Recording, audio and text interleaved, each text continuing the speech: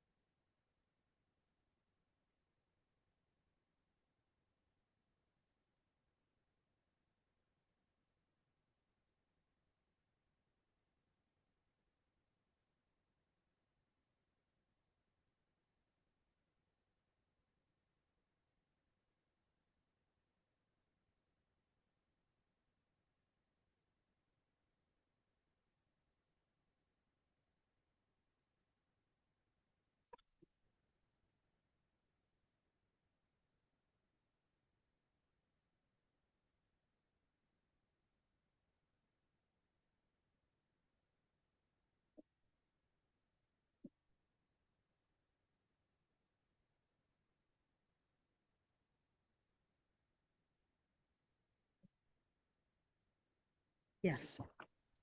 Yeah, yeah, Sound like that Blair. helps. You did good. It was good.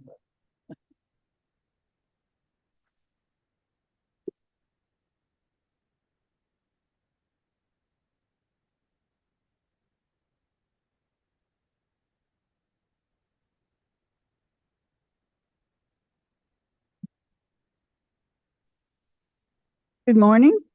Welcome to today's Kane County Energy and Environmental Committee meeting. Today is Friday, May 17th. My name is Mavis Bates. Would the clerk please call the roll? Miss Allen, are you with us? Okay, not yet. All right, Caius, Guys present. Roth, Roth here. Strathman, Aspen here. Young, Here. Carver, Carver's here. Bates. Thank you very much. We have one remote attendance request from Mr. Tarver. May I have consensus from the committee that it's all right for him to attend remotely for purposes? Okay. No objection. In compliance with the Zooming remotely. We have some public comment for today. Thank you, everyone, for being here. What? Minutes, thank you. That's why I. Madam Chair, this is Caius. I would ask for the committee for unanimous consent for the minutes of April 12th, 2024, without objection. Is there any objection? Are we okay for approving the minutes then? Thank you very much. We have public comment today. It looks like we have lots of interest, which is wonderful.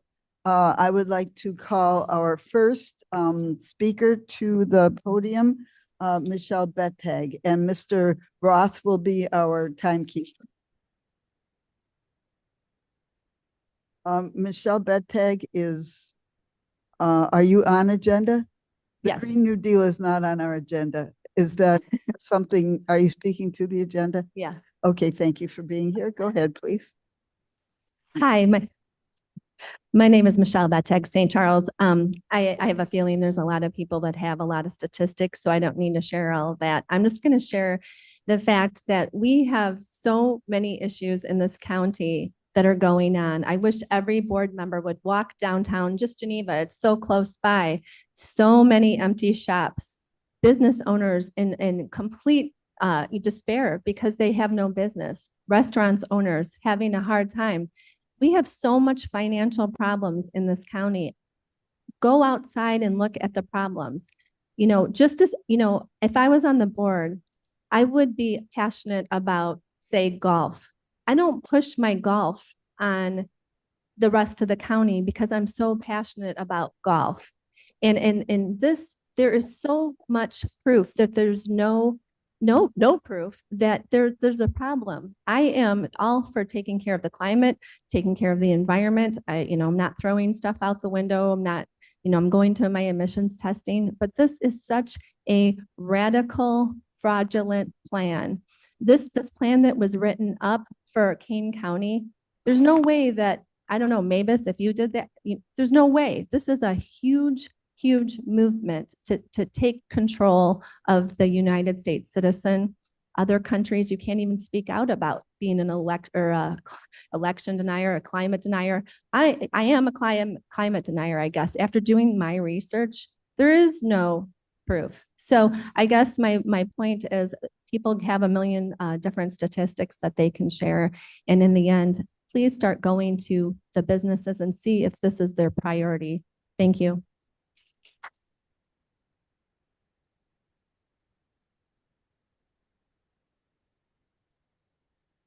Thank you.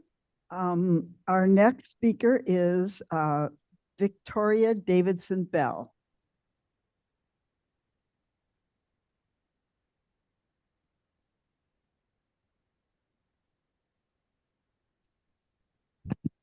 Good morning, Vicki Davidson from Geneva. Eric Waldchen from Geneva, he had wanted to give some comments. And so he's not able to be here today, so I'm going to read his comments for him. And this is in regards to the tree ordinance.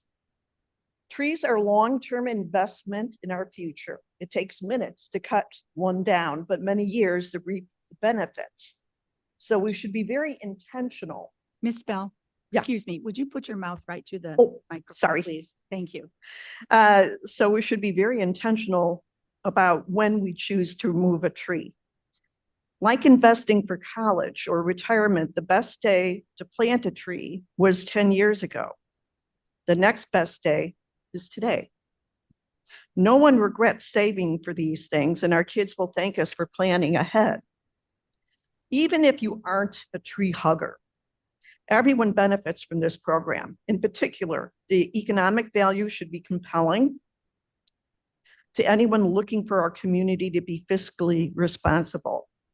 I didn't see an our request, ROI listed in the implementation plan, but I can imagine costs and administrative overhead would be recouped very quickly and lead to a positive return. This is a great example of how government can and should work to the benefit of all. An individual contractor looking to cut down a single tree has no awareness of their impact and probably assumes that one tree is no big deal. But a program like this allows the county government to see the big picture and the collective results of many individual actions. Ideally, preventing a problem before it is too late to do anything about it. Eric says, needless to say, he is highly supportive of this initiative and would ask all to vote in favor of it. In my own words, regarding the climate action plan, I endorse it. It's needed. It's a good roadmap for the county to use as a directive for their future planning. It was put together by 82 people with good credentials. I know some people have questioned who these people are, and their names and their credentials are in the back of the packet if they want to look. But it's necessary for us to act on climate change. It's real, it's here, and it's going to affect our children and everybody going forward. Thank you. Thank you very much. What's the difference between climate change and weather modification? That's a question. Yeah, ask that. Does the county? Okay, thank you. Is that just a Zoom voice? Yes. Okay, thank you. Thank you, Ms. Bell. Our next speaker will be Pam Gripe.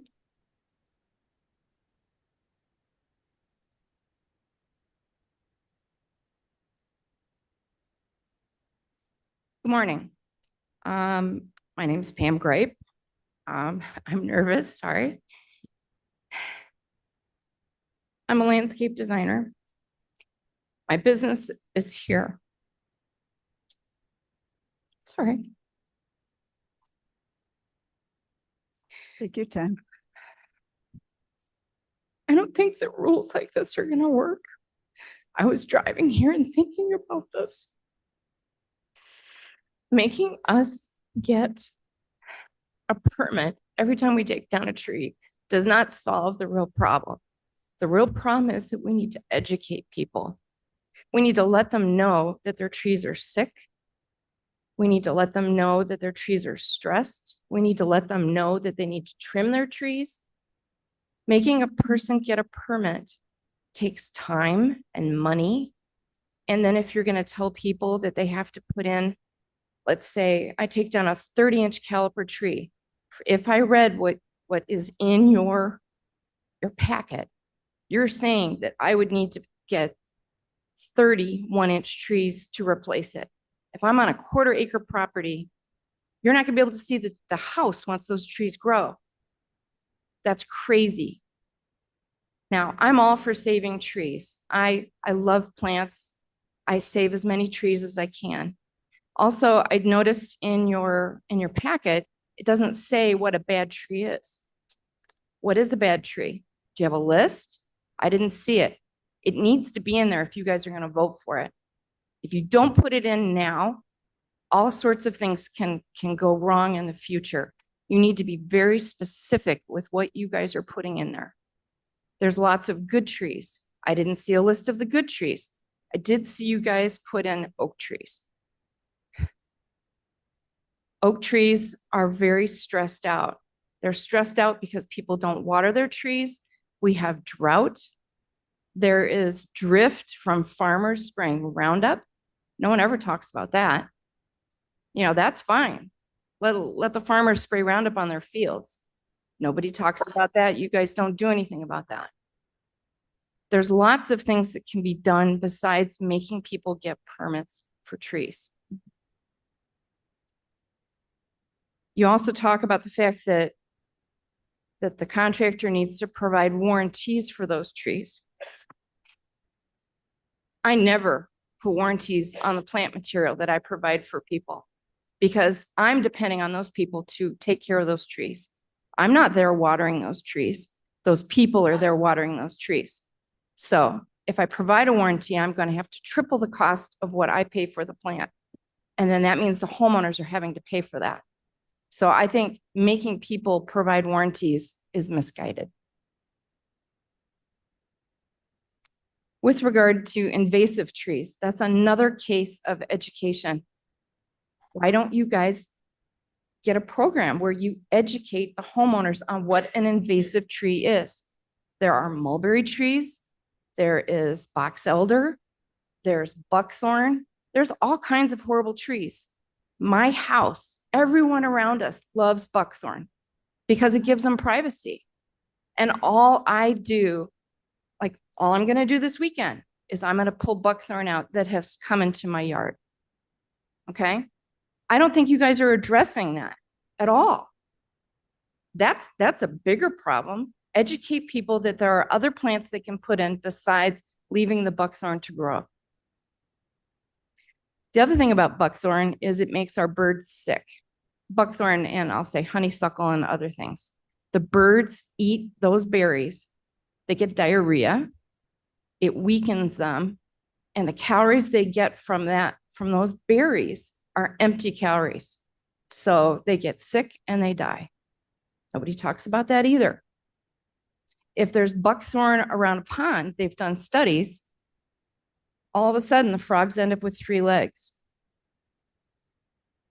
Also, it is felt, I don't know if it's been proved conclusively, but buckthorn also, I just lost my thought. Something proved conclusively about buckthorn? Yeah. I don't know. It'll come It to me. sounded like it was going to be an interesting thought. No, I know. It's okay. Anyway, if I think of it, I'll come back to it. So with regards to gas-powered tools for landscapers, I'm not a landscape contractor. I'm a designer, but I called all of the guys that I work with and they are frankly terrified. If anyone here has a battery run tool, tell me how long it lasts. If my guy is out there and he's weed whacking, he would go through 8 to 12 batteries a day. This is what they're telling me, 8 to 12 batteries a day. Multiply that by a crew of 4, okay? Because now we're gonna say the mowers need to be battery run, right? And I'm out of time. Anyway, please, there's so much more that needs to be done before you make a ruling like this. Please, please, please do not pass this.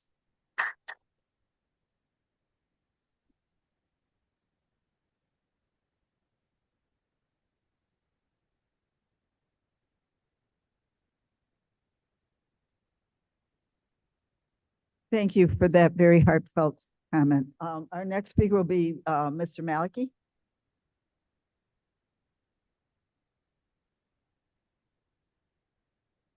Good morning. My name is Billy Maliki. I'm a resident of Geneva. I've been a resident of Kane County basically my entire life. I just wanted to come. My comments will be very brief. I've been following the climate action plan and everything that's been going into it for since its inception. So I believe it's a good plan. It's very data driven.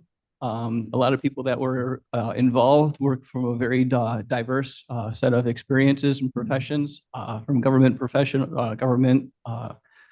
to small business owners to residents. I think it provides a very good roadmap for the county to follow in the next coming decades. So I'm supporting of the, I'm as a resident, I'm supportive of the plan. I urge the committee to vote to approve the resolution. And that's it. Thank you.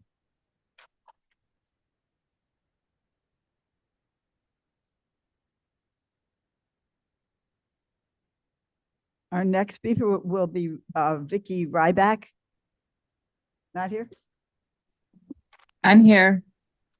Oh, okay. I'm online. Let me look online better here. Do you do the inside people first or? No, you just came up on my stack here. So I didn't realize you were online, but Do you want me to wait my turn online? no, I called on you. You may speak. Go ahead. Well, I am the people are mowing my lawn and the dog is going crazy right now. So excuse that. But I'm concerned about, you know, all of this green stuff because it's not really so green. The batteries that it takes for these electric vehicles are made with cobalt, and that's very toxic. And, you know, people have to mine for that stuff, and it's very dangerous, very toxic in the Congo. And, you know, so how green is that? And then they're very expensive to replace when they do go bad, the batteries. So all of these vehicles that you want to put on EV are not that clean because of the cobalt, and they're very expensive to replace. And it's our tax dollars that you keep spending. And the other things too, solar panels, 90% of them end up in landfills. And even the windmills and stuff, by the time they get done paying for them, they need to be replaced. They're falling apart. They kill the birds, they kill the whales. How green is that? It's not. And then as for climate change, you know, they say, you know, cows farting are ruining our climate. Well, in the late 40s and 50s, they deliberately started altering atmospheric conditions by human activity. They currently, the most common form of weather modification is cloud seeding, which increases rain, snow, usually for the purpose of increasing local water supplies. So I think our human changing of the atmosphere, that's what's hurting things. We're going up into the clouds and we're ruining Mother Nature's atmosphere. We're the ones that are changing all of that. We're the ones that are ruining this stuff with all of this green garbage.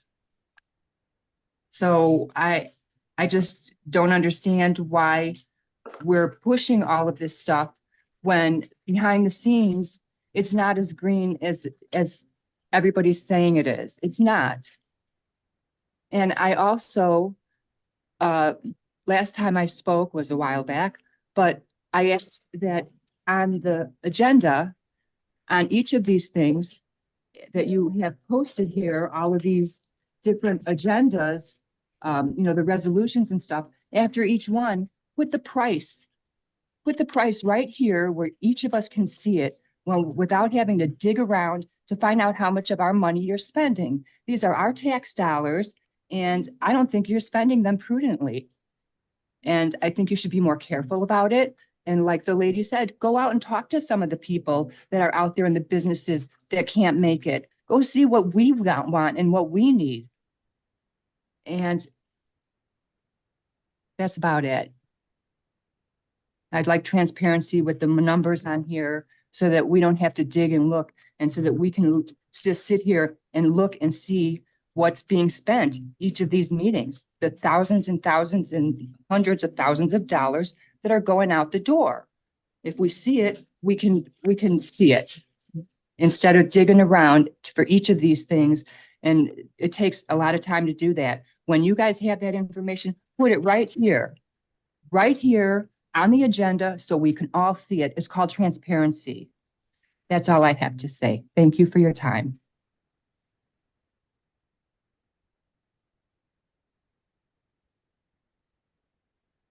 Comments. Our next speaker is Steve Bruzewitz.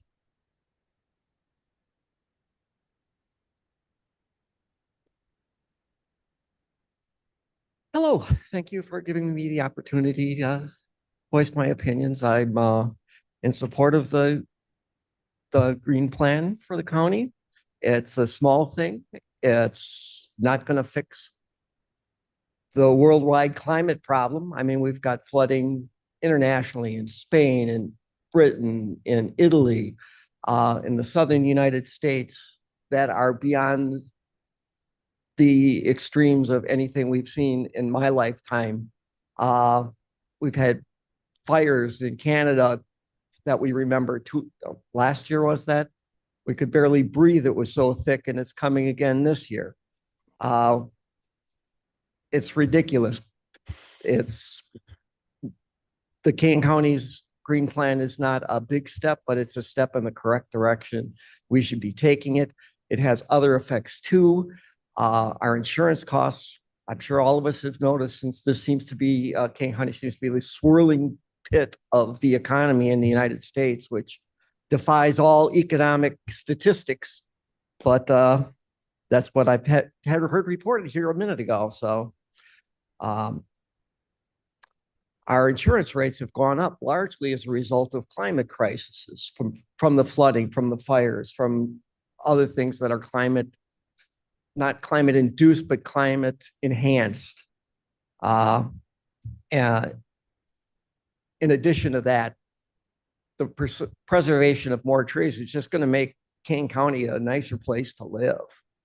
It's worth it just for that aspect. So thank you very much for your time.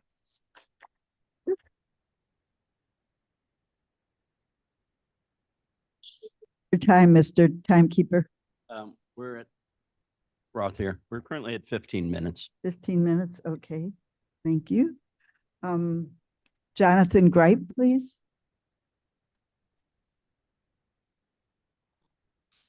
Thank you. Thank you very much. And I appreciate both sides of us and the fact that this country is one of few where we can actually do this.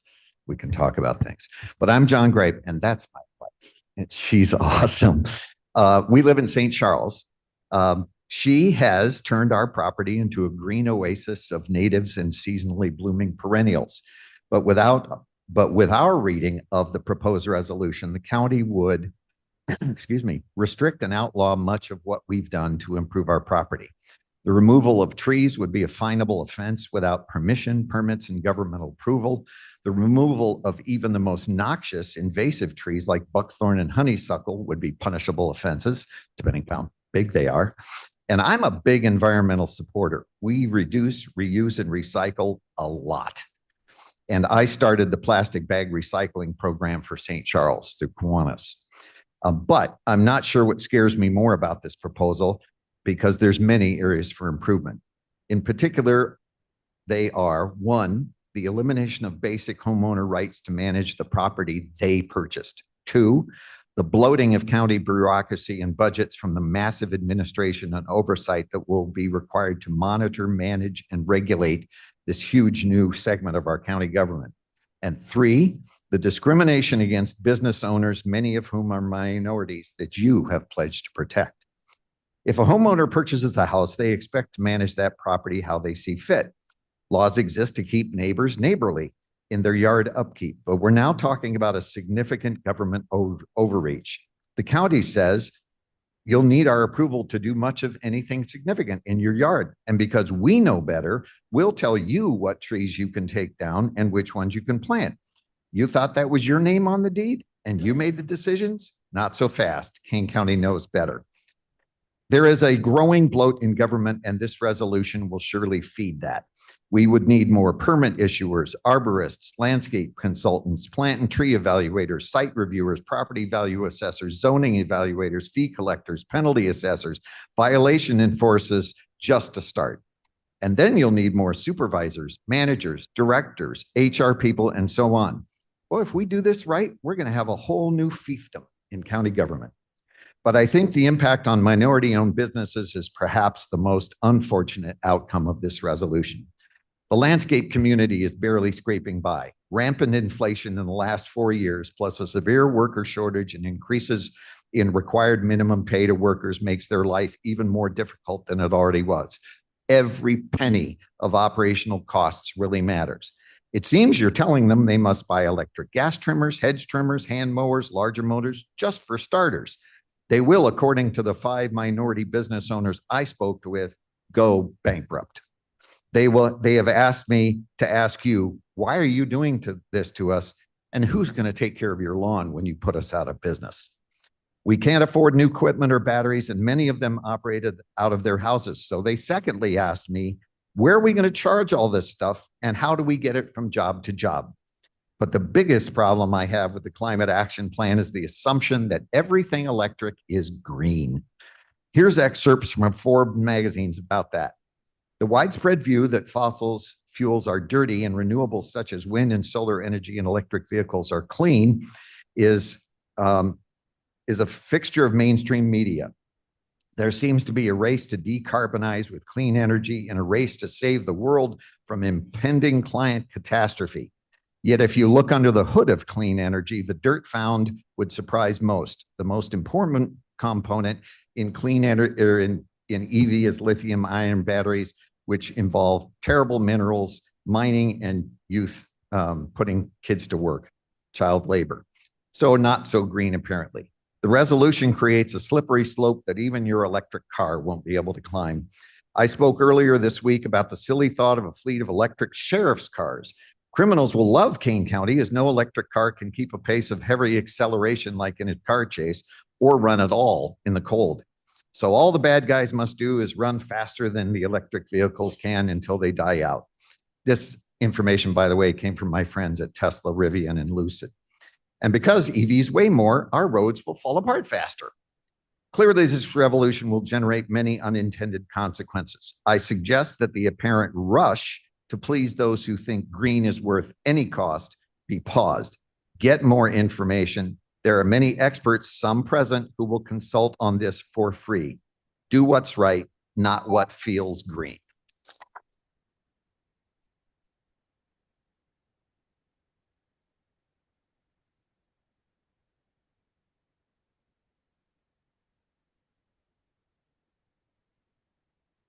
Thank you. Our next speaker will be Jean Meyer. I'm not starting yet. There was a gentleman in front of Mr. Gripe who I'm assuming signed up, and I surely would not want to butt him out of position. Did you miss someone?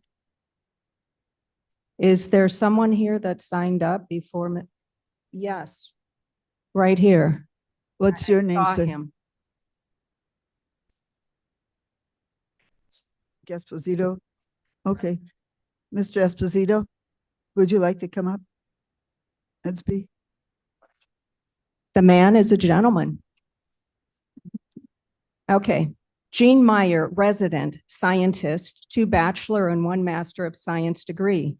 You all have a choice on this board. Fight for scientific truth and stand for our young people to have a country where life, liberty, and the pursuit of happiness remain a part of our government's philosophy.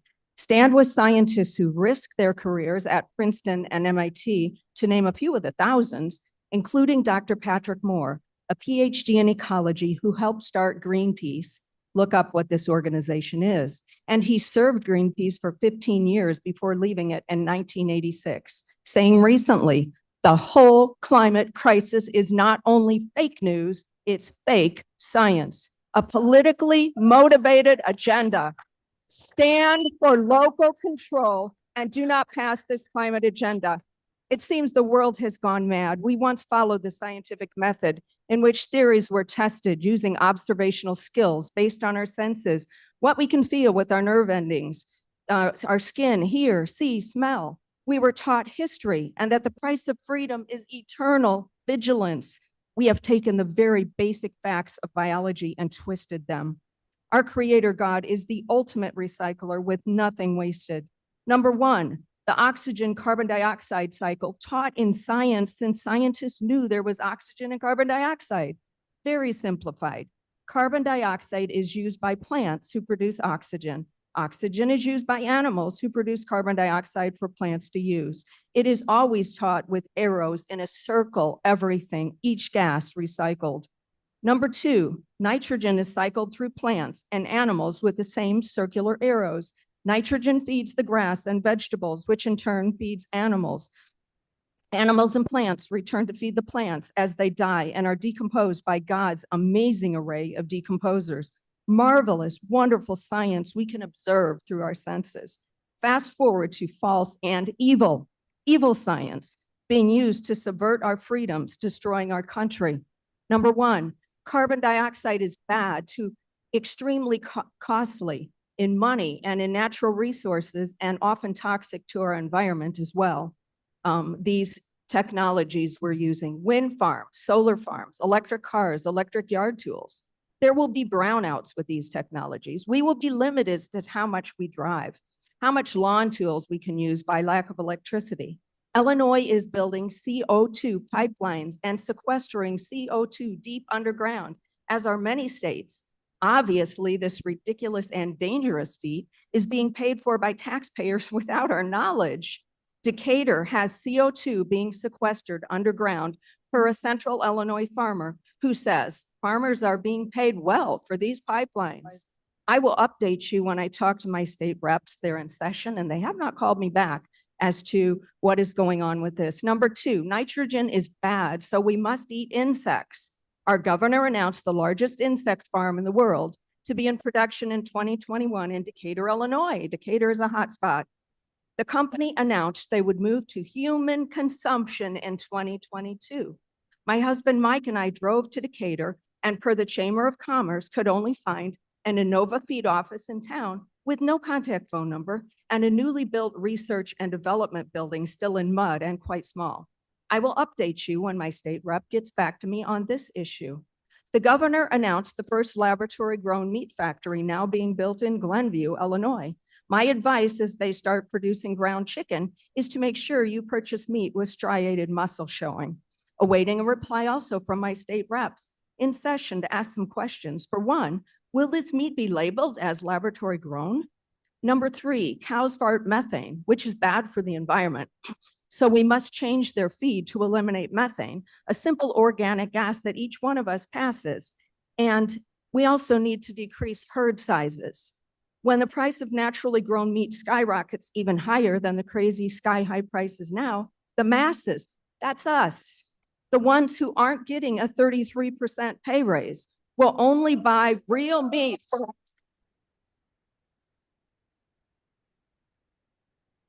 will only buy real meat.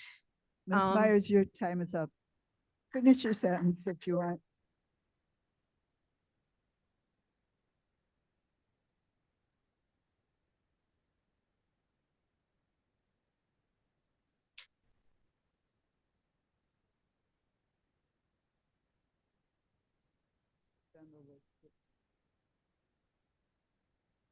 Madam Chair, Sir. Oh, Mr. I Roth. think the timer was wrong because I only had 4 minutes and 42 seconds for Ms. Myers. Ms. Myers, will you please yield your 18 seconds? Or do you want your 18 seconds? It's your choice. Okay. And I've been thinking for ages about this. So when the price of naturally grown meat skyrockets even higher, okay, the elite, the age-old aristocracy that our Constitution protected us from will drive sporty gas-driven vehicles, fly private jets like John Kerry, our U.S. energy czar, who also promises to hit our farmers hard for their carbon footprint. That means our food source being hit hard. And they will eat organic grass-fed beef from farting cows. Your climate action implementation plan is not local control, but global government controlled, with us peons simply drifting along, going with what the tyrants, always have been tyrants, read your history, grinning as the people proclaim foolishly that the emperor's new clothes are magnificent when indeed he's naked. Please read. Please read this simple and wise fable. Thank you.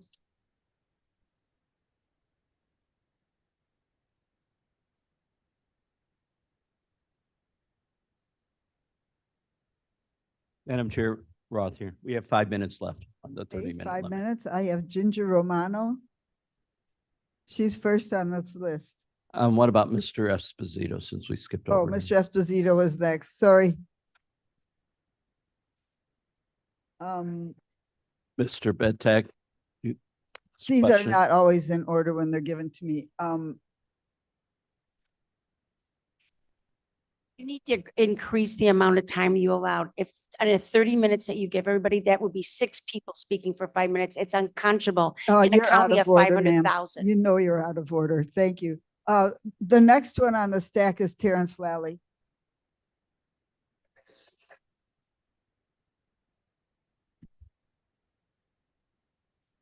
I don't know your name. How can I shut you out?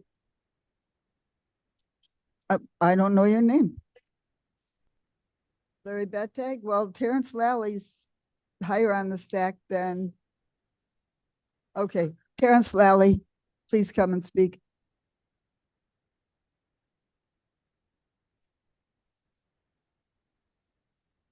Terry Lally, St. Charles. I'll be very brief. I'm very impressed with all the facts and well thought out points that have been made here. So this is just a swipe to get more control under the guise of a climate crisis.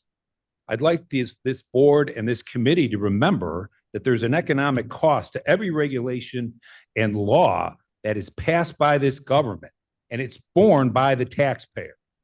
And as was just stated, we can't vote ourselves a 33% pay raise. I've looked into climate change, global warming argument, by the way, which is it this year? For years. And I've critically thought about both points. The conclusions on the pro-climate change are consistently wrong. 2 quick points. One, it's based on computer models. The computer models 20 years ago haven't come to pass. So your new argument is there's new supercomputers with better models. The problem is you're going into it with the set conclusion without looking at the data set, rigorously studying it, and then arriving at conclusion. Now, I'm not a climate scientist, but neither is anybody here. The only climate scientist that was close is the lady who just spoke. My take on this is that you go in with a data set, you study it rigorously, and you arrive at a conclusion. You're doing it backward. The other lie is that 97% of scientists agree that there's a global global warming or climate crisis. That is a complete lie. They are completely divided, and that word crisis isn't used by anybody that I've read. It's only used by Democrats. And why? So you could gain more power, pass more laws and regulations that go on our back, and reward yourself with pay raises. All the way up from this county, all the way through the federal government, including John Kerry. I want to believe that that's not true and that you care about your constituency, but I don't. Thank you.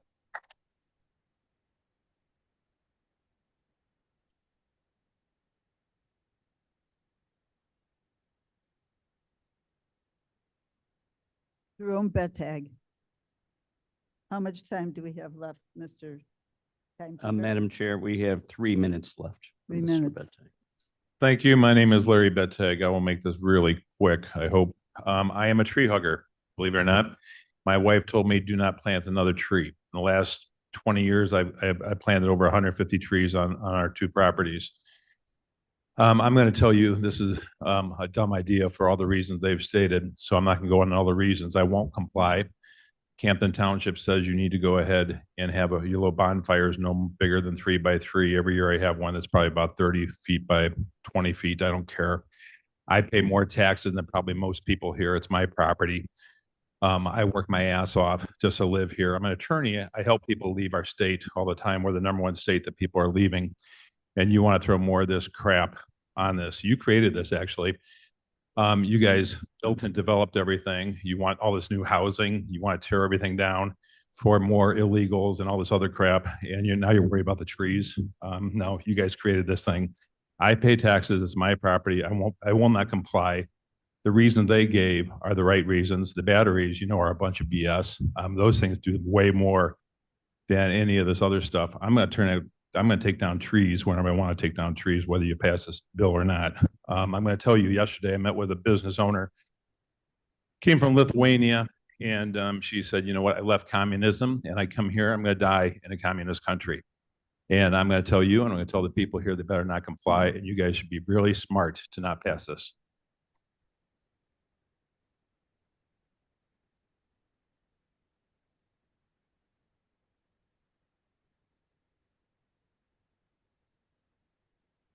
We have 2 minutes left. Brian? Mr. Anderson?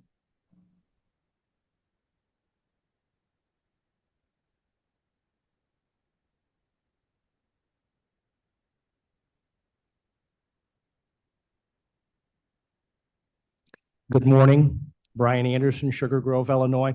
Let me get right to it. I purposely signed up to speak on non-agenda. I'm not blaming this body. Based on my research, Kane County has been digging into this whole energy plan since 2011. So you're just following what your predecessors want to do. Based on what Mr. Bettag just communicated, one of my favorite mottos in the United States comes out of New Hampshire: live free or die. That's my motto as well, right? I'm a free person. I should be able to plant trees when and if I want to. And oh, by the way, I do own a farm. I do tree harvesting. We do plant trees, so I'm all about that. Here's why I'm speaking today. I dug into the 178 pages that was in this agenda. I got to page 42. The United Nations Intergovernmental Panel on Climate Change. I'm just going to stop right there. Kane County has no business going lock and step with the United Nations. Okay? I've heard several people speak I find interesting. Many people in this room proclaim to be Christ followers and they do the pledge and the prayer. I don't know. The Bible's got over 365 scriptures. Don't be afraid. Don't live in fear. Most of what you hear, fear-mongering. 1997, we were told millions will die. Harvard, 1970, we've only got 15 to 30 years left before it's in devastation. 1982, in 20 years, the environment will be catastrophic.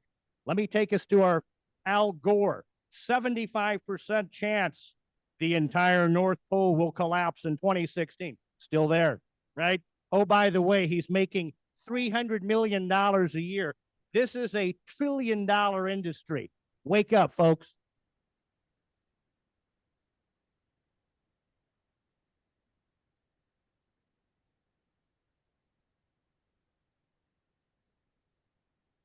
Time is up. Time is up. This is free speech, and I want to thank each and every one of you who came today to express your heartfelt feelings about everything that's on our agenda and off the agenda. I know you care very much, and I appreciate that. So thank you for being here today. Our next speaker will be, Karen Miller? Yes, please. I'm gonna put my.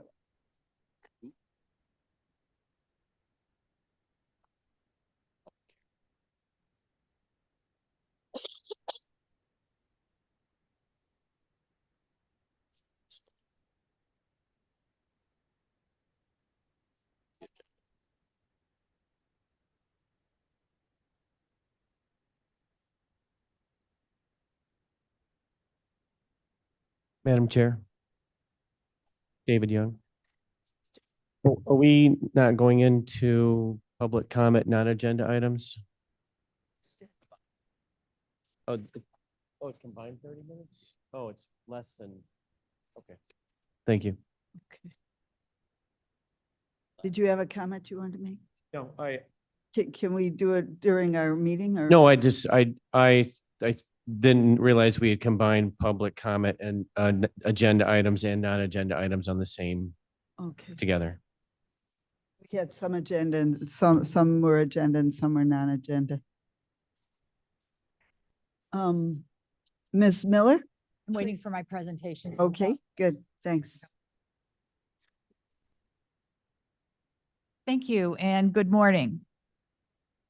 The urban forest is a collective resource that we all rely on for physical and mental health, improved property values, air and water quality, stormwater reduction, wildlife habitat, and other services. I'm Karen Miller. I am an executive planner with the Kane County Development Department for 23 years, and I am also co-chair of the Trees and Green Infrastructure Working Group with the Chicago Region Trees Initiative of the Morton Arboretum. May I interrupt you just for a moment? For the people in the audience, this is not a resolution that will be voted on today. The tree ordinance is strictly a presentation and informational. So, okay, thanks. Thank you. The county board asked staff to draft a tree protection ordinance for unincorporated Kane County. And so county staff formed a team, including staff from the Development Department, the Forest Preserve District, the Transportation Division, and I want to have a special thank you to Assistant State's Attorney Francis Cermak, who provided his legal expertise and writing for this ordinance. Also, many of us attended a training at the Morton Arboretum last month on creating a tree protection ordinance.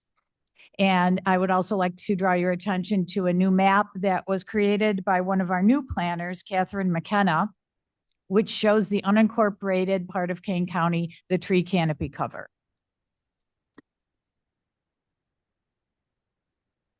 Mr. Roth? Yeah, can we go back to that map a second? Can you explain it? Is it the gray unincorporated or the white or combination? Oh, white is unincorporated and green. The gray is incorporated. Okay, and just the clarification, if this came to an ordinance, it only applies to unincorporated Kane County, correct? Correct. That is correct because that's what the county has all we have jurisdiction control over. Yes. Okay, Mhm. I just want to clarify that. Thank you. So now I'd like to invite Patrick Chess, Director of Natural Resources for the Forest Preserve District of Kane County, to give us some background. All right, thanks, Karen. Yeah, we've been able to partner with county to try to advise in an advisory role to help kind of come up with some of the what's in this ordinance. But first, we want to kind of start off and just talk a little bit about why trees matter, right? So I kind of think about the impacts of trees on our society in kind of 5 pillars in doing filtering our air, filtering our water, storing carbon, increasing our habitat value and biodiversity, and then also kind of human benefits. There's been a lot of studies that show kind of the impacts that are anthropogenic, right? So decreasing heat islands, increasing mental health, allowing our young children to learn, amongst all these other things. And really it's hard to kind of quantify those numbers, but some of these things we can. So if we go to the next slide for me. Yeah, so we're working with the Chicago Region Trees Initiative. They do kind of give dollar values to some of these ecosystem services, right? So just in those 3 pillars in terms of air quality, stormwater management, and carbon sequestration, just in Kane County, our 16% tree cover provides over $13 million worth of benefits. Although those benefits are primarily derived from our larger, older trees, right? So the larger the tree, the disproportionately more beneficial that tree is in terms of providing these services. And so when we look at the composition across. Excuse me. Yeah. Would you please close the doors? It's just noisy in the hallway. Can we close those doors? When you look at the 16% tree cover we have in Kane County, you'll see that the vast majority of those trees are small, right? So over 60% of our tree stems in Kane County are less than 5-inch DBH. So we're really seeing that most of our larger, older trees are missing from the landscape, and we've got over 60% really small ones. So then when we go to look at that, we walk you through history and see what's happened there. Karen, if you go to the next one. Our kind of earliest records here of trees in Kane come from the 1830s. So this is from the Government Land Survey when settlers were originally reaching out into Kane County. This is where you'll see the witness trees that were used to mark out the land, and they give you really good descriptions of where trees were. So from those writings, we can get this somewhat detailed map that shows you that the county was about 38% oak woodland historically, about 126,000 acres. Skipping forward in time, our next record goes to the 1871 plat maps. So at this point, we've got hand-drawn maps covering the entire county. You'll see that we've lost 60% of those acres of trees from the 1830s to the 1870s. At this point in time, the county was largely settled. Farming was kind of rampant across the county. A lot of those trees would have been cleared to either make way for farmsteads or cleared for building materials, right? So wooden structures were very important. People were clearing woodlots to build their houses. And so you'll see kind of the decrease, but the map does line up and show you that 1830s map was pretty accurate in terms of location. Our next point in time going forward, you skip forward to 1939. At this point, we get our first aerial photography done. So here we've got actual photographs of what the county looked like in 1939. You'll see again, we've got another 50% decrease from the 1870s. So we're all the way down to 26,000 acres at that point. And you'll see the areas are getting smaller and smaller. And then as we skip forward to the aerial photography in 2023, we've lost another 45% over that last 80 years. We're now sitting at a little over 14,000 acres of oak woodlands where our large historic trees are present in the county.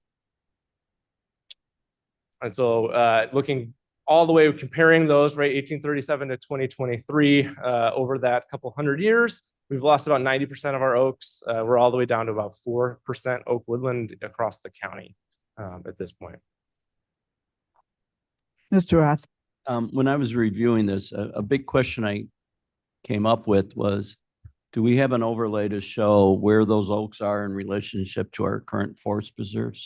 Or So park in district? this slide, I have windowed out our publicly owned oaks. So this shows you only the oak woodlands that are on privately owned lands. It's about 70% of the oaks remaining in the county are privately owned. So about 30% of them are publicly owned, whether through the Forest Reserve District or through a park district, or county or some other government organization that have some sort of protection on them, right? So 70% of them are unprotected. It's a little under 10,000 acres. And then as we go one step further, we can give you kind of a better look at what that looks like with the municipalities.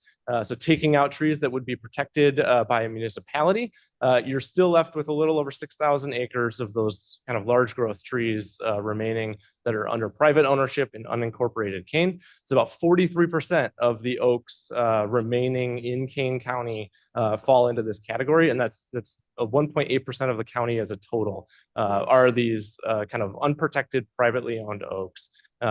We took the municipalities out. Obviously, they're under a different jurisdiction. The majority of the municipalities in Kane County do have a tree protection ordinance of some sort. So a lot of those are protected in some way. It's back to you. Thank you, Patrick. Tree protection ordinances are necessary to preserve and protect resources and infrastructure, just as for other resources such as water, streets, parks, sewers, and utilities. Kane County has a long history of recognizing the value of its natural resources.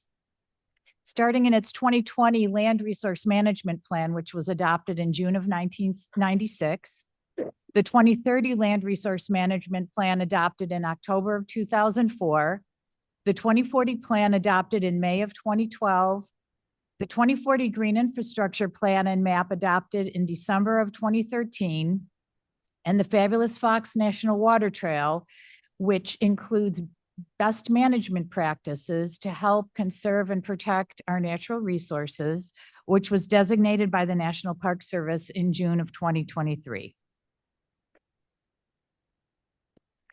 So the following are key components of the tree protection ordinance: historic significance and natural heritage, including what existed pre-European settlement.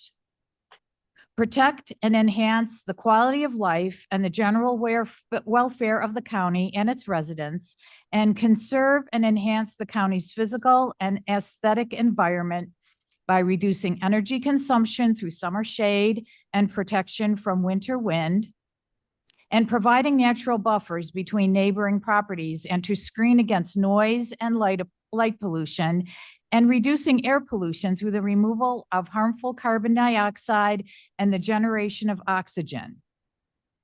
Protect and increase property values in a manner that maintains each property owner's enjoyment of other owners' property. Enhance economic stability by attracting business and visitors, and to minimize the visual and environmental impacts of paved surfaces and buildings. Deter the invasion of nuisance species and preserve indigenous vegetation. Protect existing healthy trees during the course of construction and development. Stabilize topsoil by preventing or minimizing soil erosion and sedimentation, and to restore to the greatest extent possible the denuded soil that results from construction and grading work accompanying development. Providing habitat and food that are essential for wildlife, including migratory and nesting birds, and to sustain them and the many benefits they provide, including control of disease-carrying insects. Assist in controlling stormwater runoff. Protect the important link in the hydrologic cycle that trees provide to the transpiring of water and the neutralization of waste that pass through to the groundwater table and other aquifers. To preserve trees on both public and private property, and in the event that tree removal is necessary, to ensure that appropriate replacement trees are planted. It is also the intent of this ordinance to balance the property rights of individual property owners with the overall health, safety, and welfare of the residents of the county and the county itself.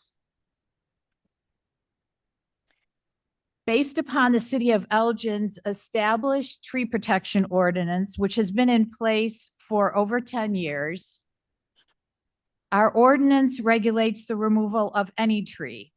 It requires a protection plan for existing trees during construction, allows for a permit fee of $75 per tree for the removal of a tree 6 inches or larger, measured by diameter at breast height, which is approximately 4.5 feet above ground.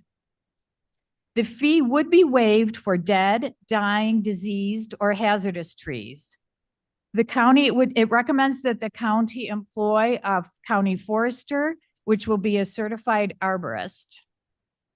And the penalties for removing trees without a permit is $100 to $7,500 for removal of a healthy tree, plus replacement trees as listed in the table below.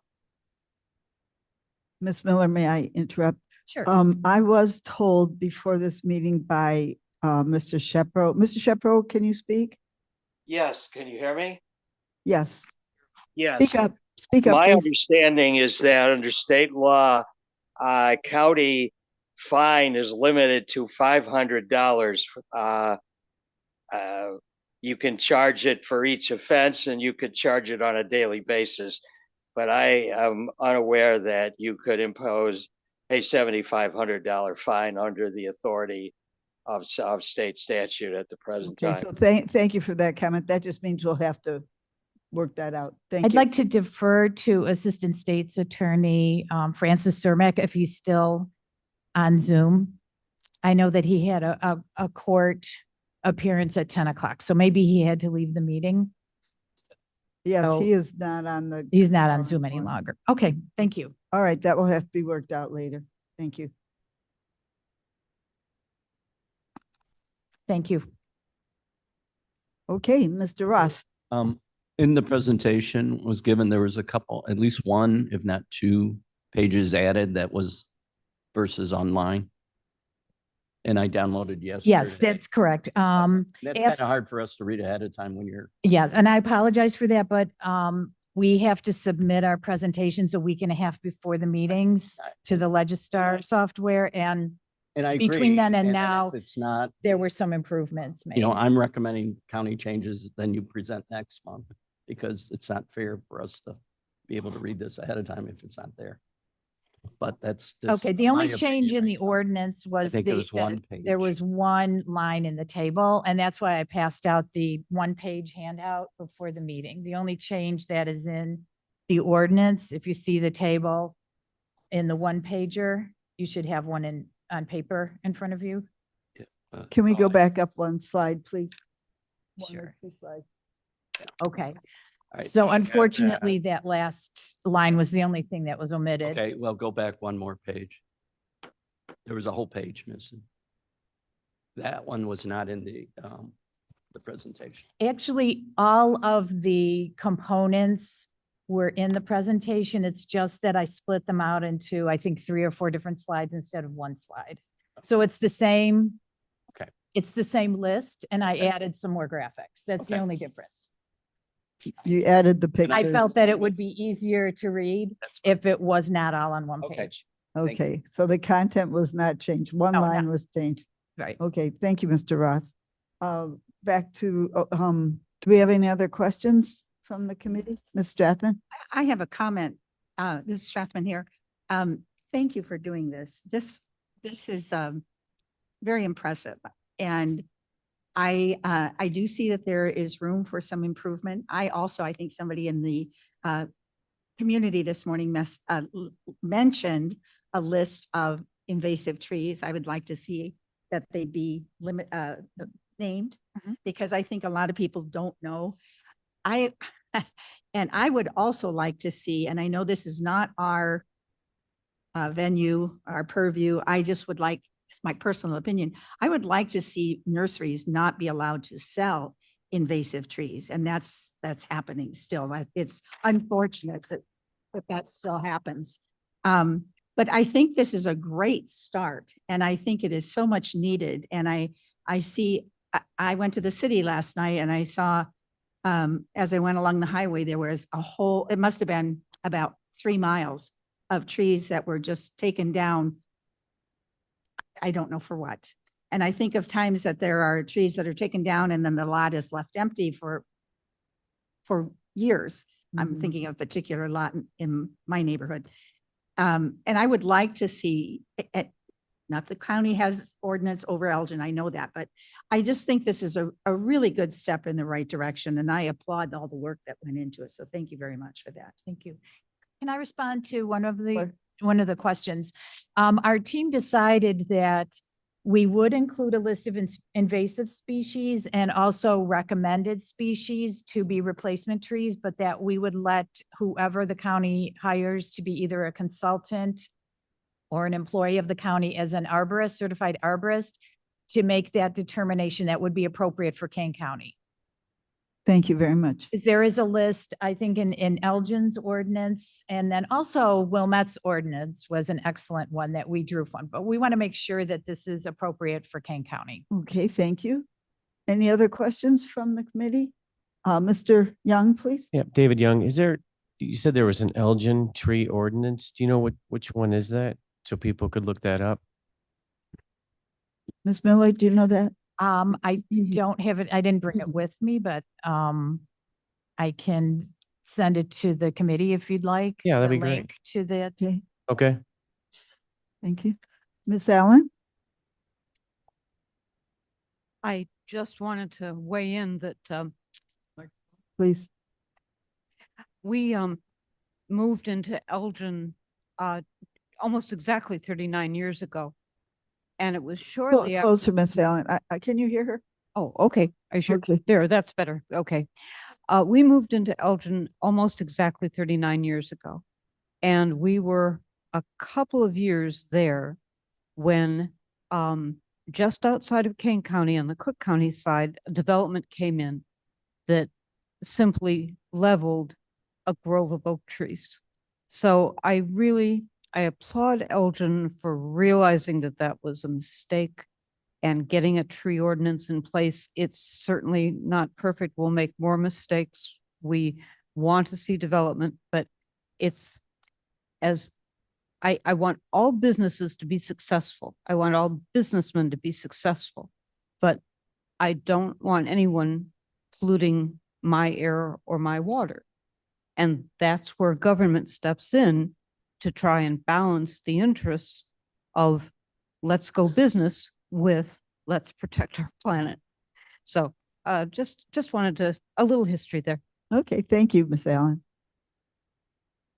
First, because I'm not on the committee. David can go first. David, Mr. Young, please. David Young, everyone here, including the members of the audience, are tree huggers. They all love trees. They want trees on their property. They want to plant trees, but they also want to be able to do what they want on their property. And when you start to issue these kinds of ordinances, it really starts to, and you mandate this, you're actually trampling on private property ownership. And the,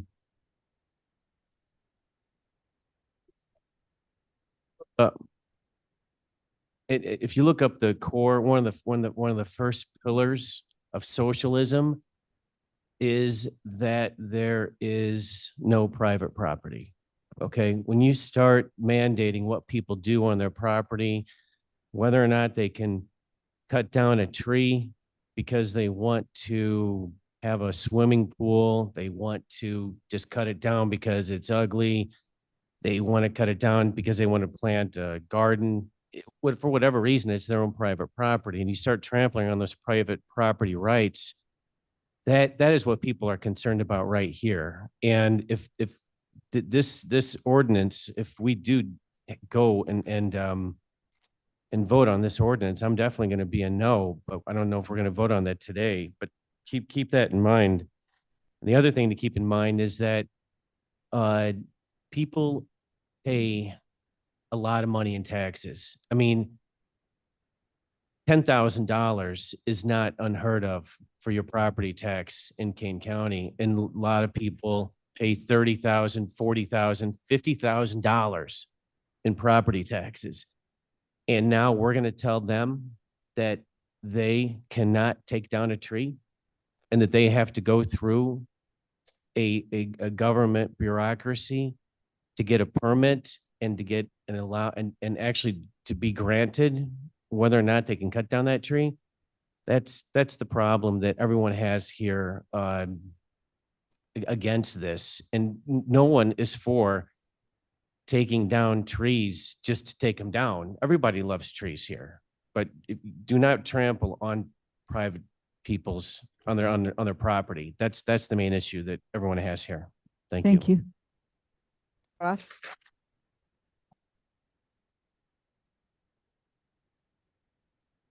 Roth here.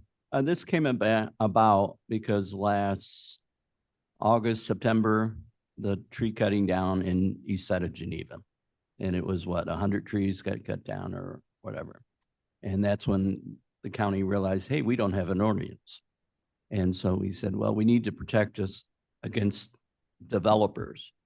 And so it's been 8 months, and every so many months in the committee here, I'd say, what's the status? We never reviewed this as it was getting developed. What we're seeing is supposedly a finished product.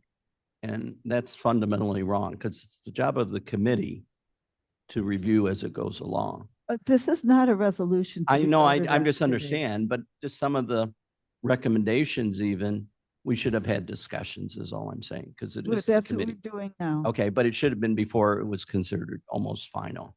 Ms. Miller.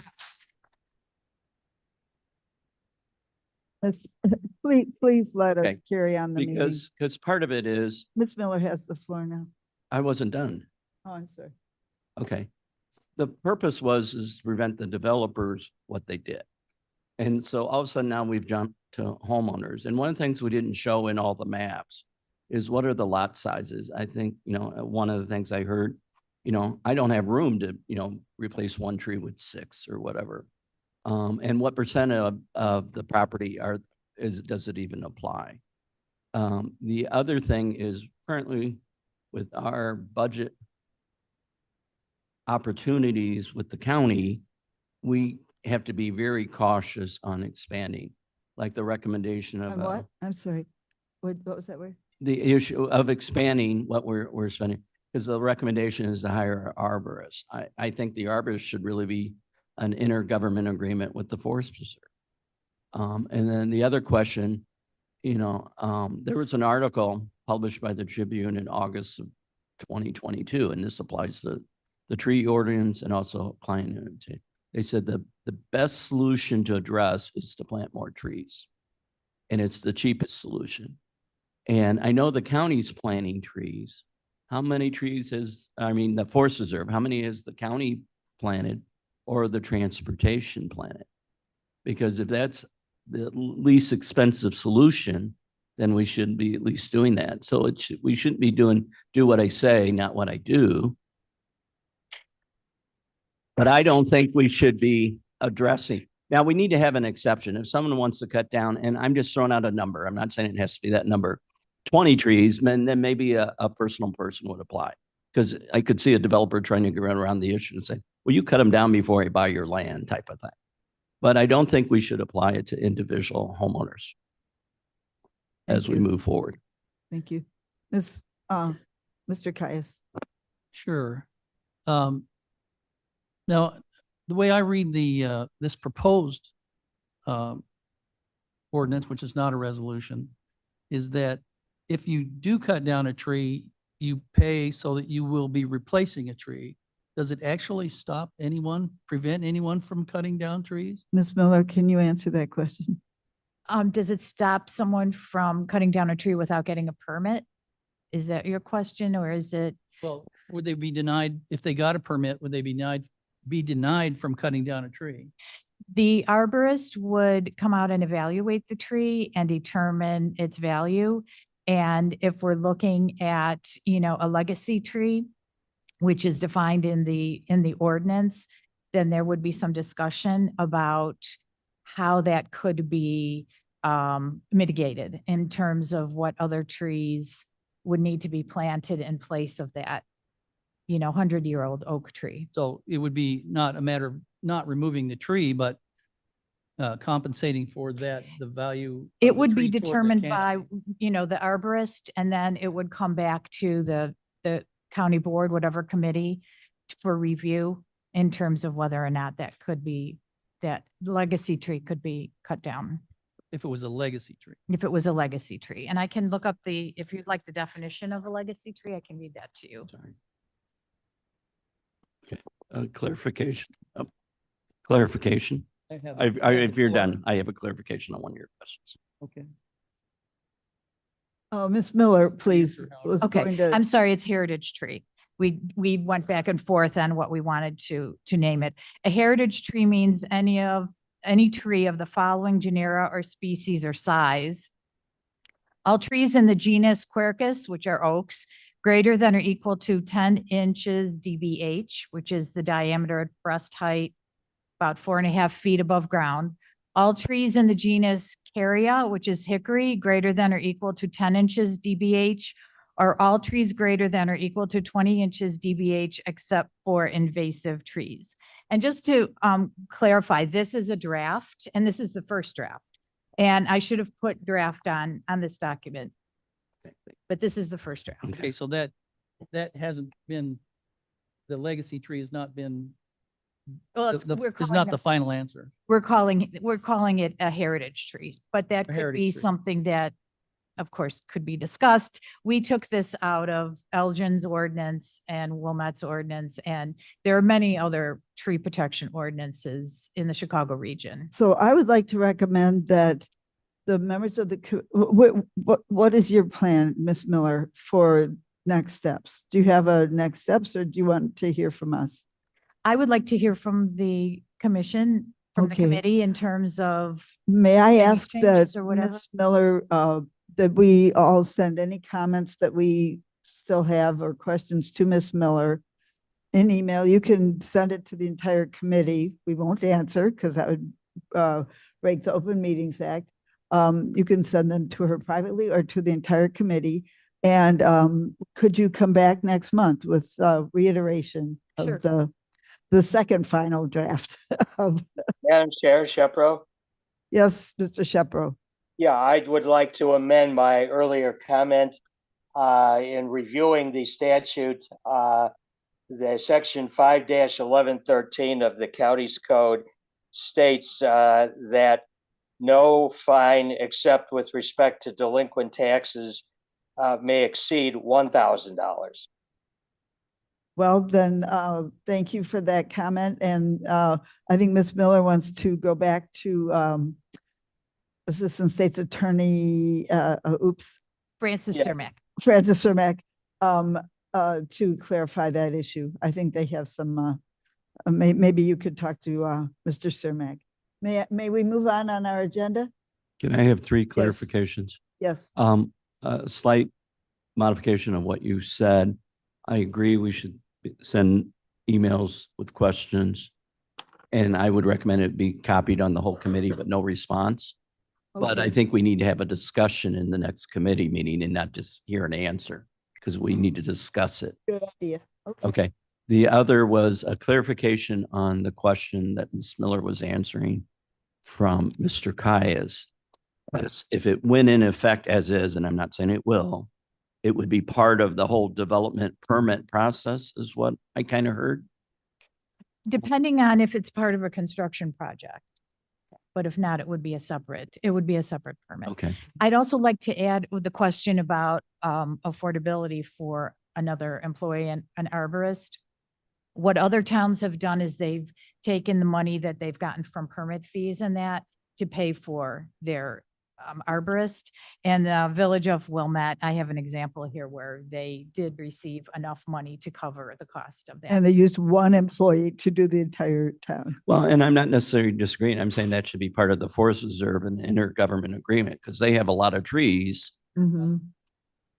Well, that's why it's the discussion because we shouldn't assume that we can sort of absorb it. I would like to call Ms. Lewis. She had her hand up for a long time. No, you're fine. I'm more than fine sending my Okay. comments to her because this is first draft and I Okay. appreciate all the response from everybody.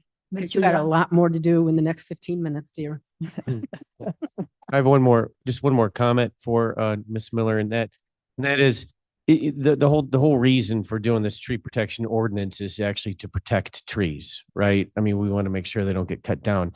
I have an idea, you know, that the people like Larry Bettag spoke up, he's planted 100 trees in his property. John Gripe has planted why don't we, for the people that plant trees and maintain and keep those trees on their property, get a property tax decrease? That would be an incentive.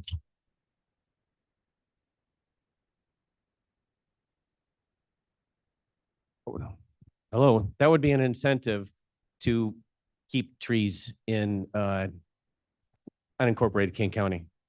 Well, thank you for that suggestion. We can talk about that in the future. Thank you. I would like to move on to the next item in our agenda. Thank you so much for that great presentation and your hard work. Moving on to the next item on the agenda.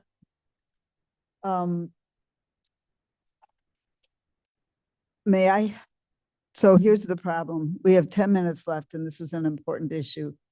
I'd just like to get consensus, I think. Can we move forward with this today? I would like to move forward with this today.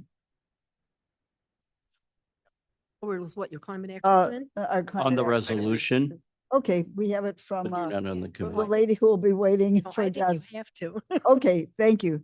Off the tree ordinance for now. So I think what I need to do first is ask for a motion to approve the resolution adopting a Kane County Climate Action Implementation Plan. Order. I will have to clear the room if you can't obey. Brenda, it is been on the agenda for many days. Please be quiet. May I have a motion to move this? Carver moves. Tarver, Mr. Tarver, thank you. A second? Alan seconds. Tarver and Allen. Okay, thank you very much. We have our consultant, Mr. Redmond. Ted, are you still here? Yes? I am, yes. You're going to give us a short presentation on the climate action plan? Yes. And let me just pull up the share screen. Okay. And I've got more information that we can go through as we want. I'm going to keep this as brief as I can, though.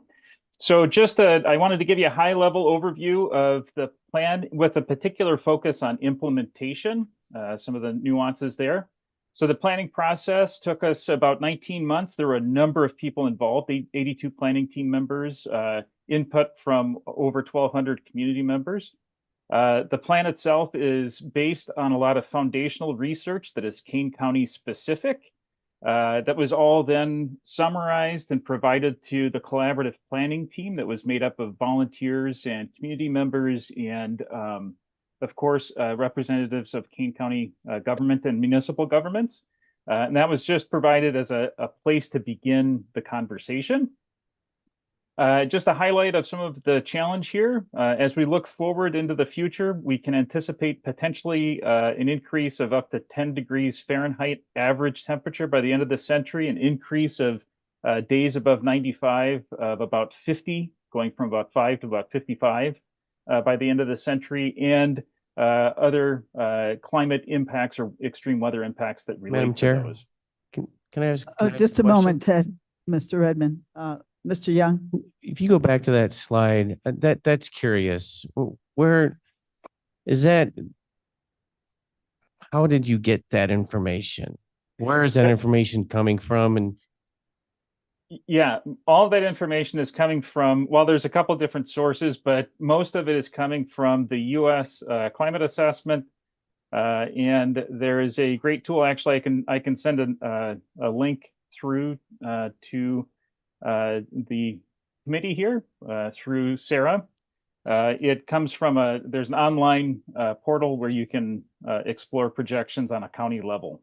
So I can share that with you, but it's all from the National Climate Assessment.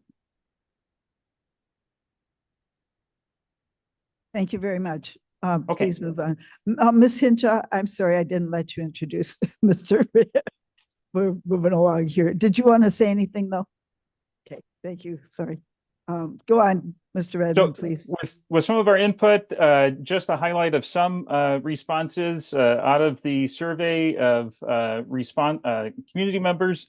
Over 85% of the respondents have noticed changes of climate change already, and 74% have reported being personally impacted by some of the effects of climate change already. So these projections are one thing, but we are already experiencing impacts.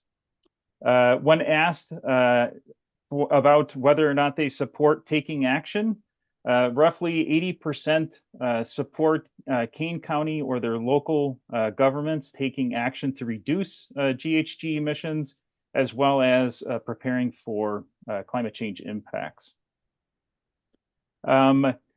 The GHG, we created a GHG inventory for countywide emissions. We're at about 7 million metric tons annually. Our goal through the plan is to achieve carbon neutrality by 2050, with an interim goal of a 25% reduction by 2030, which is really what the plan itself is focused on, is supporting that interim goal. These goals are not out of line with what we see in the region for communities that are looking at renewable energy goals or climate action goals. They are all in very similar alignment. The plan, it focuses on 9 sectors of greenhouse gas emission reduction and climate adaptation.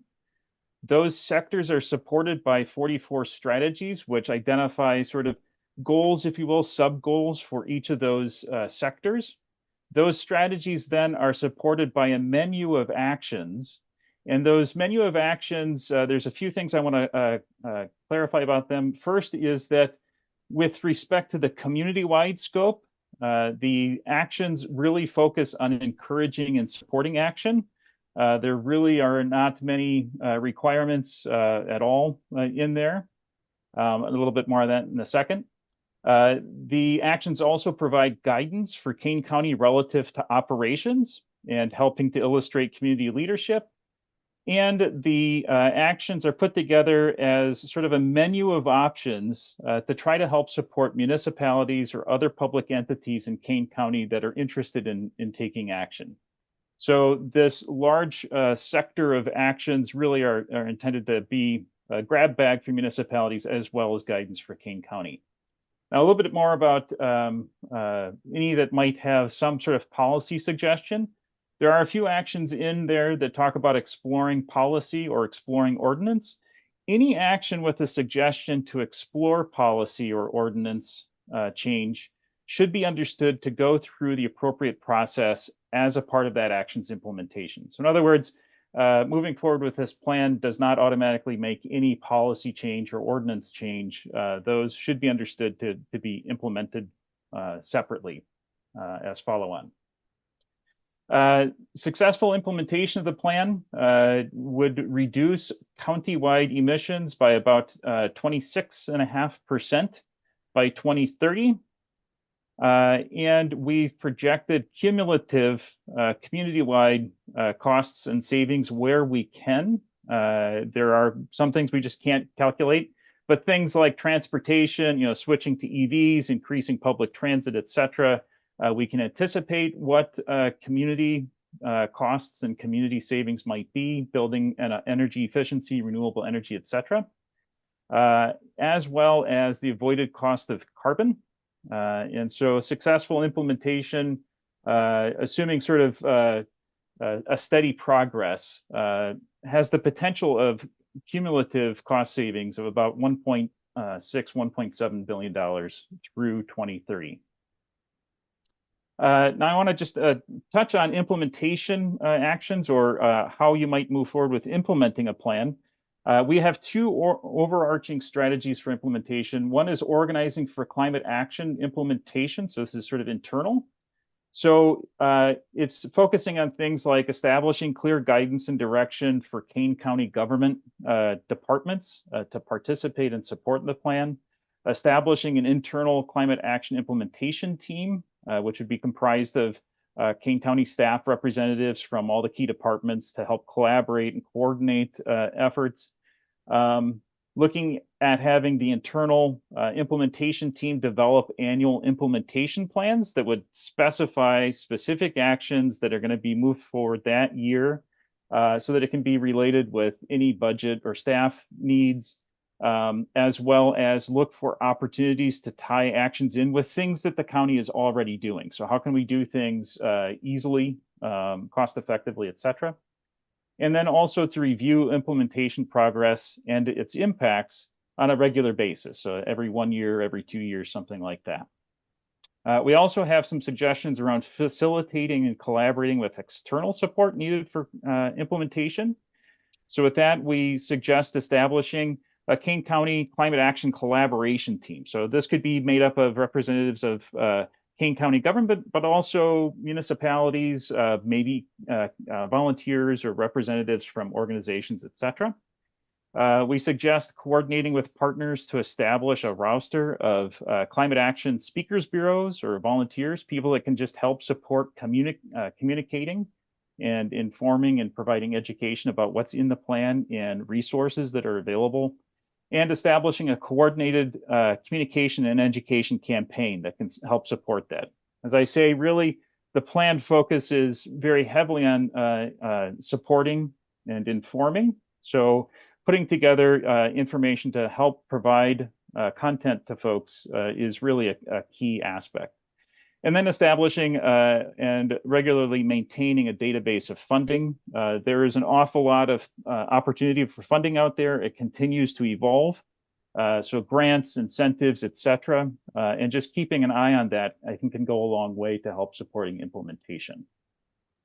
So with that, I think I'll just go ahead and maybe pause and just see if there's any questions whatsoever. Are there any questions from the committee? Mr. Young? David Young, so the whole goal of this is to decrease greenhouse gases, and the main component of that is CO2. Is that correct? By volume, yes, the main component is CO2. Okay. What is the CO2 level in Kane County right now? Well, CO2, it's a global emission. So CO2 is tracked globally. So what is it in Kane County? Well, today I can't tell you for certain because it changes. There's some variations depending on whether in spring, summer, fall, et cetera. But globally, we're past about 420 parts per million. What is it in Kane County? Just guess, just Kane County alone, because we're here implementing a climate action plan for Kane County. Yes. So what is it in Kane County? Well, I would have to assume that you're around 420. As Okay, I say, so it sounds like you don't know. And then Mr. Young, I think he's saying it varies from time to time. no, he doesn't from know. Day to day. He doesn't know. And so when you want to bring that CO2 level down 25%, right? No, we're looking to reduce our human-made emissions. But you want to bring the greenhouse gases down 25%.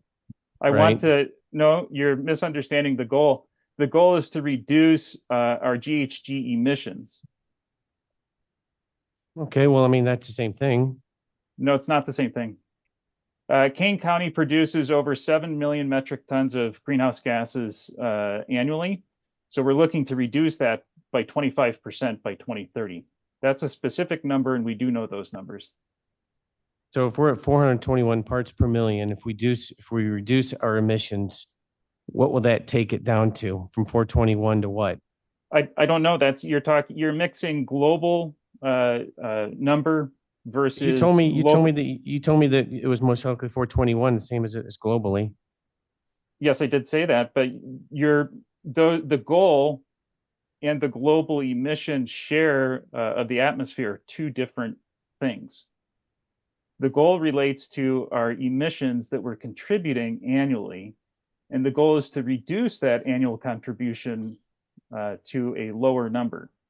This is the where goal I get does not confused because we have the number is 421 parts per million, and that's too high. So we want to reduce it. Yes. Right. And so the path that we have to reduce it is to reduce our contributions that we're continuing to put into the atmosphere, which will increase that parts per million number.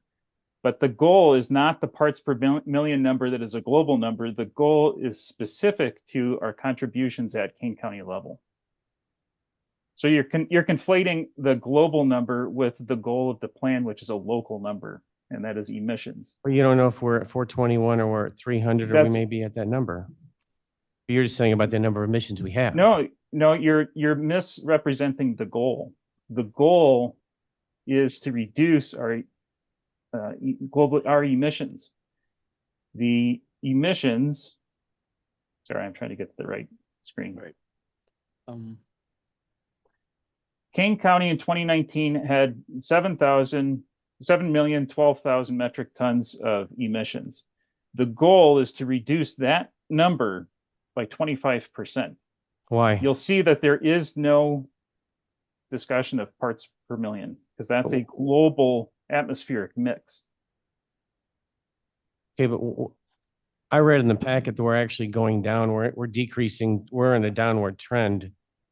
Nationally, we are, yes. No, and in the packet it said that Kane County is a downward trend with our. But it's not our greenhouse- fast. It's not fast enough to achieve what is necessary to avoid. And so, but you don't tell me what's necessary. It's fine. We can move on. I am telling you what's necessary. Okay, thank you, Mr. Young. Mr. Roth? Can we just have them finish the presentation? Because we're already into the Okay. Jobs Committee timeline. Go on, Mr. Redmond. Go back Okay. to your presentation. Well, beyond this, I you- can highlight the each of the sectors, or just continue to answer questions, whichever the committee would prefer. Why don't you, would you please run through the sectors and then we can Sure. move on? Okay, so I'm just going to touch on each sector, I'll touch on the goals in there. So for transportation and land use, the goals are a reduction of greenhouse gas emissions by 28% by 2030, decreasing vehicle miles traveled, also known as VMT, by 5%. Hey, what's going on, Janika?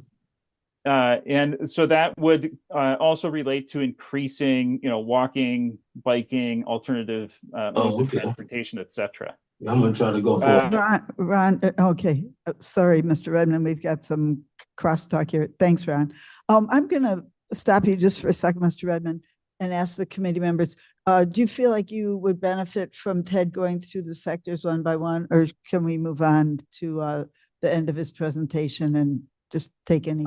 I would recommend let's wrap up the presentation. Okay, all right, Ted, we're going to go down to the bottom of your presentation and just ask for any remaining questions, if that's okay with you. You bet.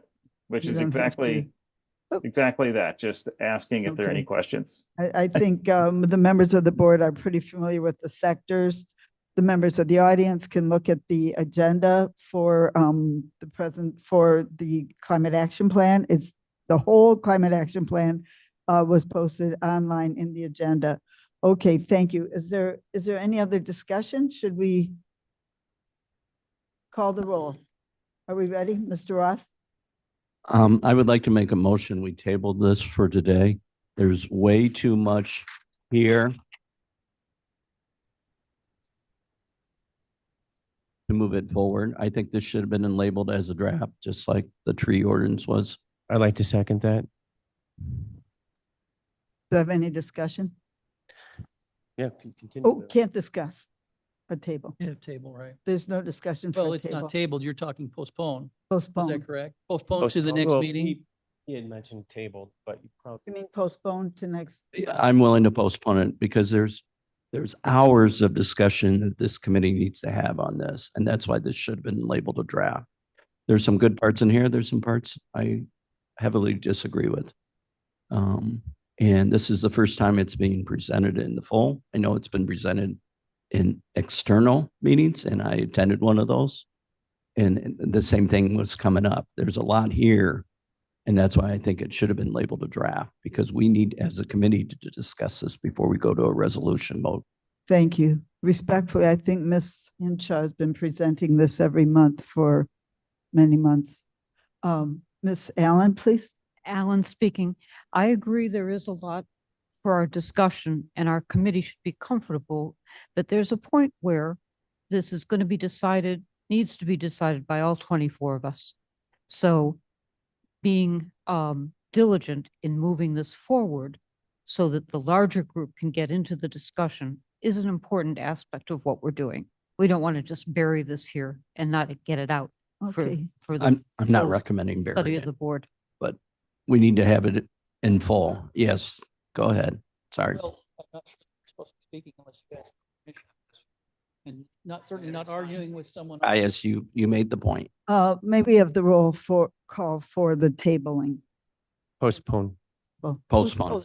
Postpone. I'll change the motion to postpone. postpone till I'll next second that until next month. Then I have, if that, Please, in that Mr. case, I will Kyle. have discussion. I think that along Ms. Allen's lines, I think that a broader discussion held with more board members than in the committee. I think it's been well presented, and there are certainly a lot of discussion points that need to be taken up, but I'd like to see it in a broader, more of the board involved in it. And I think there's a lot of good ideas, both pro and con, and I think that they can come out in a little broader aspect if we move it to the next step. Okay, so Ms. Hinshaw, There is a updated copy. It is a very minor correction, such as a 4 change to 5. So I will send that out to you today as well. Thank you. Thank you very much. So a vote yes, we'll postpone to next month. A vote no, we'll move this forward to a vote on the resolution today. So if you would please. Point of order, what would this go to committee of the whole? I believe this would go to the executive committee. Where's my, Mr. Shepro? Do you want to answer that? Mr. Shepro still here? He's gone. Jody might have an idea. It would go to exec committee from here, but at the committee's request, if we wanted to do a presentation at the committee of the whole, we certainly could do that. Okay, so it will either go I to suppose- committee of the whole or to the executive committee. Do we need to decide that right now, or would we decide that later? That's a question for Or- Mr. Shepro. I believe the Chairman Parag would decide whether that would go to committee of the whole. So that would be a discussion with Okay. the county board office. So, thank you. Probably either exec or committee of the whole. So, Chair Bates, yes, Chair yes, Bates, I Ms. apologize. Moran. This is Myrna. Based on the resolution, the flow of this committee would go to executive. Thank you. Okay, thank you. A voice from experience, with more experience than I have. Any more? Please call the roll for the postponement. A vote yes, we'll postpone. A vote no, we'll vote today. Allen, Alan, no. Caius, Guys, no? Roth, Roth, yes. Strathman, Strathman, no. Young, Yes. Tarver, Tarver, no. Bates. Bates, no. Okay, thank you for all of your input and concern, and Now we call a we want question. to, pardon me? We call a question now? Yes, I just want to say that this plan represents the hard work of our residents to create a vision for the future for Kane County. This vision will provide a blueprint for our staff and our Energy and Environmental Committee for moving forward to the next decade with respect to our responsibility to create a healthy, safe future for ourselves and for future generations. Clerk, please Madam, call. the point of roll. order, we haven't, there was discussion, there's still, that you haven't had discussion yet on this resolution. We haven't had discussion. I think we Mr. discussed. Caius called the question. Well, Okay, Mr. Kais a- called the question. Well, technically, was that, that doesn't guarantee, Madam Chair, it doesn't guarantee that it goes to question. I just asked Mhm. for the question that we go to it. well, I request we have Well, the question that discussion. Requires a 2/3 vote, Okay, 2/3 majority. well, Mr. Young, please. No, let's follow the rules. The Then question was do we- called. Well- I'd like to follow the rules. Can you use your microphone, please? I'm sorry, it's supposed to be right here. I called the question, but I think we have to have it seconded, is Mr. Shepro around? And then would be required 2/3 majority in order to call the question. I second your question. Okay, Yeah, you do. Thank you. then we go to, Do we need to vote on that, or is that yes, good enough? we need 2/3 majority, I believe. In calling the question? I, Wait, I don't know that there's any discussion on, you can't have discussion on calling the question. I don't think so. Where is our state's attorney?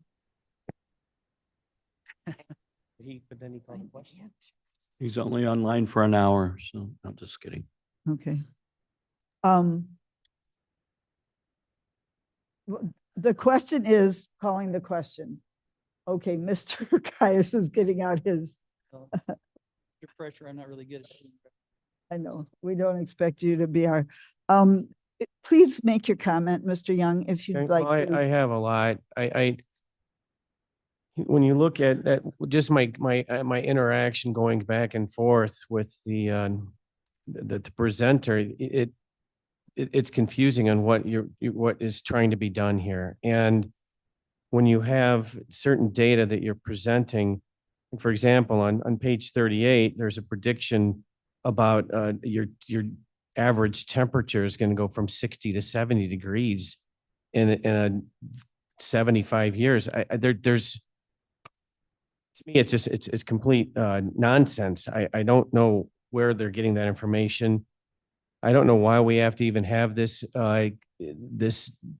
resolution. If you look at Kane County itself, all of these people in the audience, like I mentioned before, they're tree huggers, but they're also people that want clean air, water, soil. And when you look at implementing such a devastating potential job killing resolution like this, you're she's talking to Ken Shepro. So when you look at this, you're going to drive people out of Kane County. You're going to force individuals to use electric vehicles. You're going to not electric vehicles, but electric gas mowers and trimmers and chainsaws and all that stuff works for about 30 minutes, and then you got to get a new battery, or you got to charge it again. But there are so many issues. And then when you look at how we were referencing the United Nations and the U.S. Conference of Mayors on page 42, it is, why are we, who cares about them? But that's part of this plan that has been put before us. And it appears that this plan isn't just for Kane County. It's something that was drafted from the World Economic Forum or one of those crazy organizations. And then they just put the Kane County, Madam Chairman, if the motion is still to call the question, I cannot be interrupted. Does require a second. There is no debate. So we have a motion on the floor. Thank you, Mr. Young. We have a motion on the floor to call the question and a second. Do we need a 2/3? Mr. Shepro is trying to get on the call as we speak. Do we need a 2/3 vote to?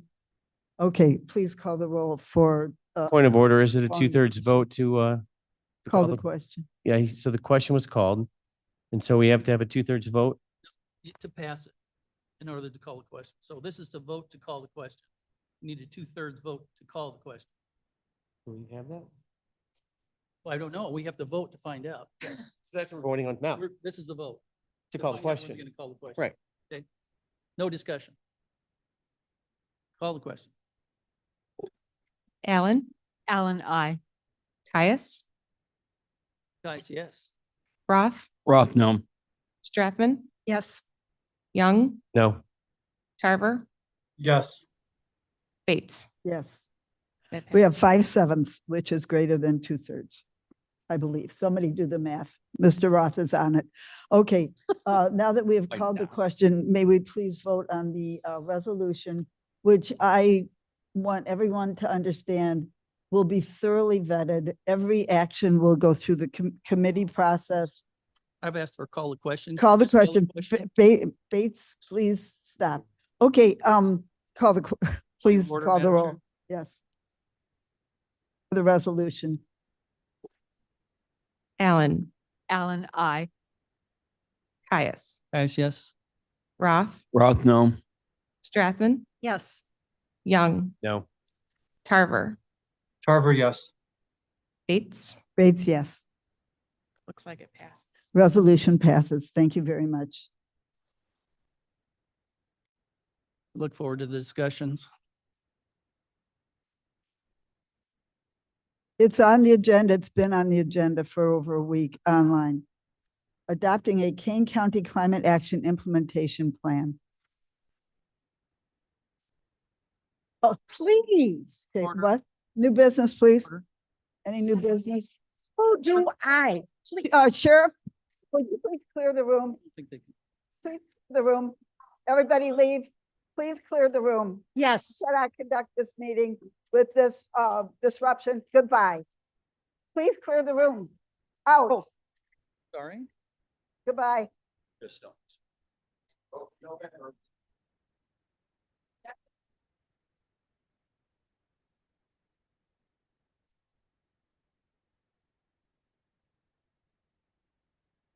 Ma'am.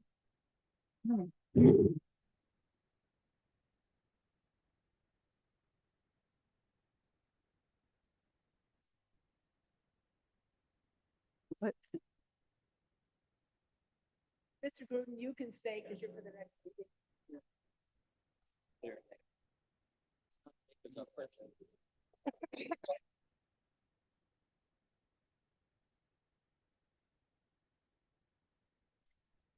Okay, the next thing on the agenda is the chair's comments. I want to thank everyone who helped with this plan. This is an important step for us. Every minute, every action that we take will be vetted, will go through our committee process. So much hard work, so much good intentions went into this. So thank you very much for this. May I ask that the reports be placed on file? Madam Chair, this is Caius. I would ask for unanimous consent that the reports be placed on file Do I have unanimous consent for that? without objection. Thank you very much. I don't believe there's any executive session needed. May I have a motion to adjourn? If there's So moved. So moved. I second. All in favor? Aye? Say aye. Aye. Aye. Opposed? Aye. No. Thank you. If there are no no's, then it's an aye.